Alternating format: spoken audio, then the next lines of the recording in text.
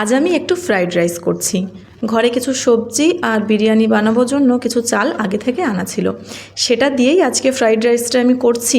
নতুন করে কোনো সবজি বা মাছ বলো, মুদি বাজার বলো, কোনোটাই কিন্তু আমরা এখন কিনছি না, কারণ এখন যা ঘরে আছে সেগুলো দিয়েই রান্নাটা শেষ করতে হবে। কারণ নতুন করে যাই আনবো সেটাই আমাদের ঘরে থেকে যাবে। ওই 2 মাস মতো হয়েছে আমরা এই ফ্ল্যাটে শিফট করেছি। বাড়ি থেকে সব কিছু গুছিয়ে নিয়ে এসেছি। এখন এখানে এসেও শান্তি নেই, আবারও নতুন করে সব কিছু গোছাতে হচ্ছে। হাতের সময় অল্প, কিন্তু কাজ অনেক, তাই রান্নাও ঠিকমতো করতে পারছি না, খেতেও পারছি না। এখন একটু ফ্রি আছি, তাই ভাবলাম ফ্রাইড রাইসটা। গোপীবল্লভপুর থেকে অঙ্কিতা, রানাঘাট থেকে রিম্পি আর সঞ্চিতা, তোমরা তোমাদের নামটা নেবার জন্য আমাকে রিকোয়েস্ট করেছিলে, তো অনেক ভালোবাসা রইল তোমাদের জন্য।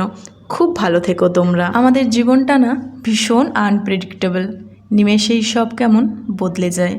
এখান থেকে অন্য কোথাও শিফট হবার কথা কখনোই আমাদের মাথাতে আসেনি, কিন্তু সবটা তো আর আমাদের প্ল্যানিং মাফিক চলে না, তাই না বলো?